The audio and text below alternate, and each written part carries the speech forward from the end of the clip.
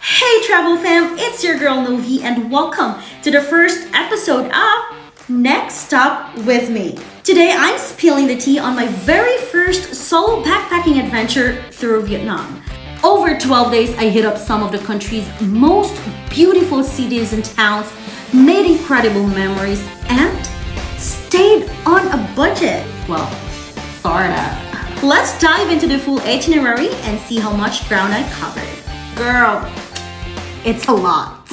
So day one started with a flight from Manila to Hanoi, and shout out to Cebu Pacific for those budget flights. My one-way ticket was just 2,346 because yes, I booked it way in advance. And tips guys, the earlier you book, the more money you save.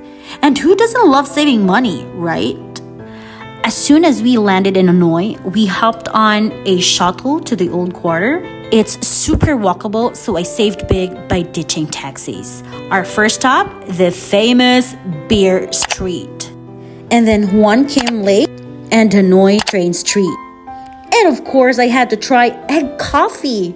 Weird name, amazing taste. Trust me on this.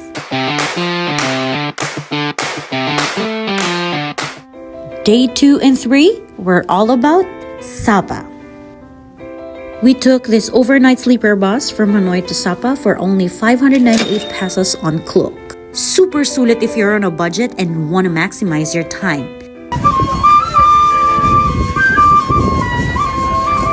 And then of course, there's Fansipan, the roof of Indochina. Thank goodness for the monorail and cable car so I didn't have to hike all the way up. And when we reached the peak, it was raining, which made it extra cold and it seriously felt like being inside a fridge.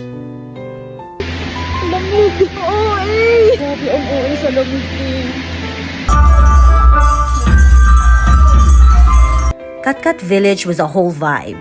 If you're into culture, amazing views, and well, dress rentals for those Insta shots, you'll love it here.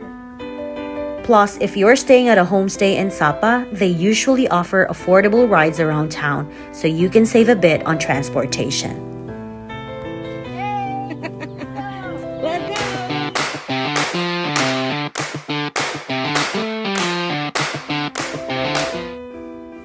Back in Hanoi for day 4.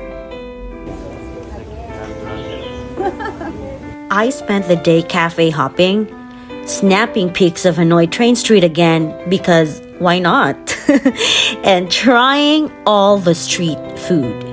If there's one thing you need to know about Vietnam, it's that the food is unbeatable and insanely cheap. Pho and coffee for less than 100? Gosh, I'm in love.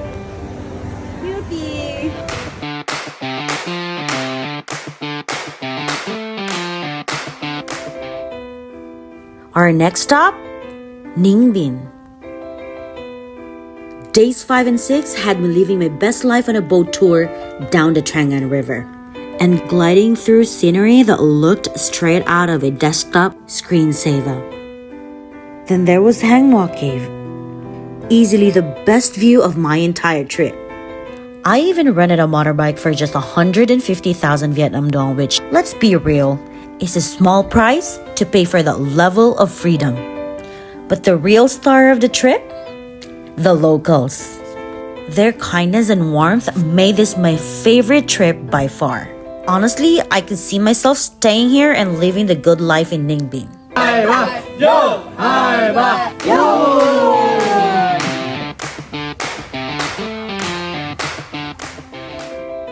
Days 7 and 8 were pure Hoi An vibes.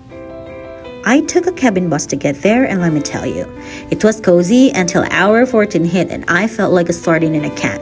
Total coffin mode. But once I landed, it was all good. Let's go! I hit up the Pottery Village, floated down the river in a coconut boat, and seriously, those moves are intense. And of course, I squeezed through the lantern-lit old town and wrap it all up just vibing at An Bang Beach. If you need a brain reset, Hoi An's beaches are where it's at.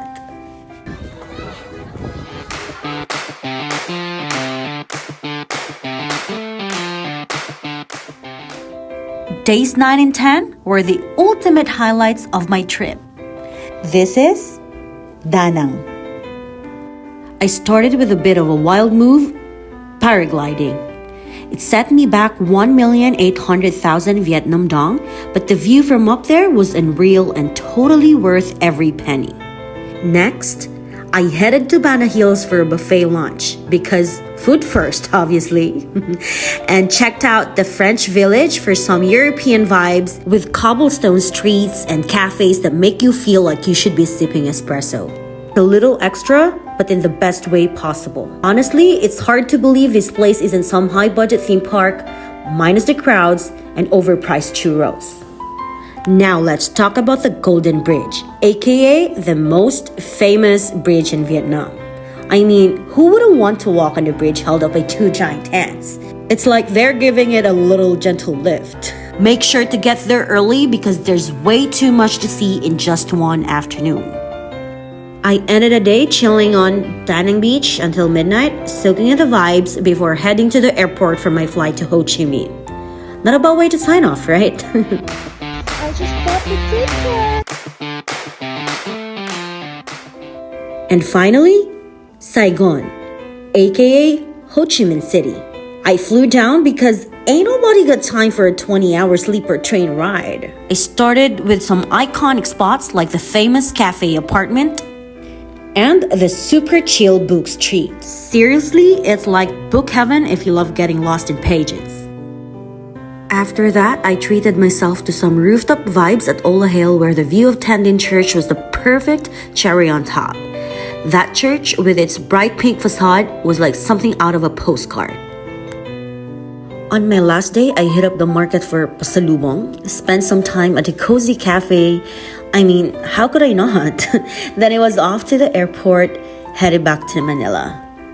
I didn't know that I can step on it. Look. What? There's the koi fish. Crazy.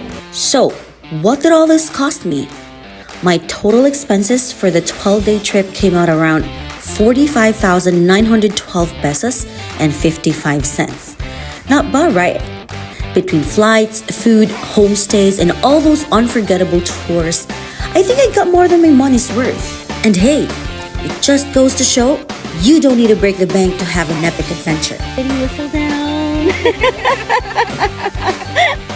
If you're thinking about backpacking through Vietnam, please do it. You'll love it, and who knows?